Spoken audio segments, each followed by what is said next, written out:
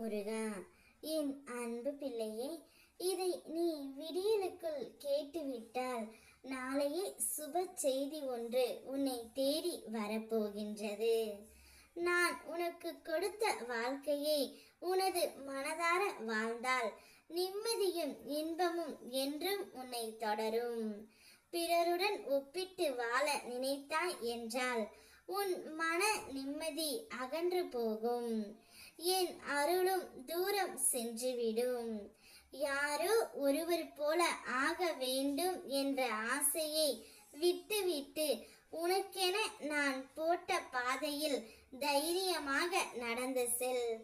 என் 12 கைகளாலும் நான் உன்னை காக்கின்றேன். இதுவரை உன் வாழ்க்கையில் வலி, துயரம், கண்ணீர் மட்டுமே பார்த்தாய். ஆனால் இனி வரும் நாட்கள் உனக்காக அற்புதங்களால் நிறைந்து இருக்கும். நிம்மதி, சந்தோஷம், ஆனந்தம் உன் வாழ்க்கையின் துணையாக இருக்கும். என் மீது கொண்ட நம்பிக்கையை ஒருபோதும் இழக்காதே. உன் பாதையை சமப்படுத்தி எல்லாவற்றையும் சரி செய்வது என் பொறுப்பு. நீ எவ்வளவு கஷ்டங்களை தாங்கி வந்தாயோ அதைவிட பல மடங்கு ஆனந்தம் இனி உன்னை தேடி வரும். கடந்த இருள் சூழ்ந்த நாட்கள் ஒரு கனவு போல் மறைந்து உன் இதயம் மீண்டும் புதுப்படையும். உன் பாதையை நீயே வெளிச்சமாக்கு. மற்றவர்களின் துணை ஒரு நாள் குறைந்து போகலாம், ஆனால் உன் நம்பிக்கை குறையக்கூடாது பிள்ளையே. நீ முடியும் என்ற உன் எண்ணமே உன்னை வெற்றிக்கு கொண்டு செல்லும்.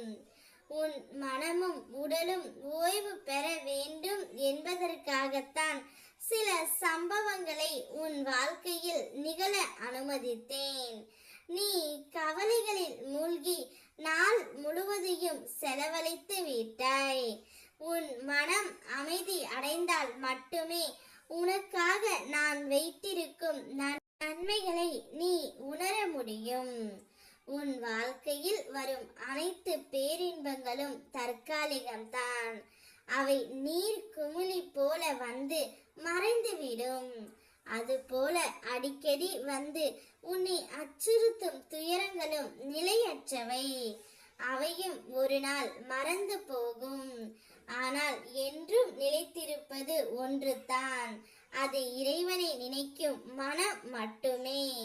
உன்னை தள்ளி வைக்கும் சக்திகள் எத்தனை வந்தாலும் அவை அனைத்தும் உன் முன்னே தடையாக இல்லாமல் பாலமாக மாறும். உன் வாழ்க்கையில் புதிய வாய்ப்புகள் மலரும். எந்த இருளிலும் நான் உன் அருகில் தீபமாக இருப்பேன். நீ என்னை நம்பி முன்னேறினால் உன் கவலைகள் அனைத்தும் கரையும். ஓம் முருகா.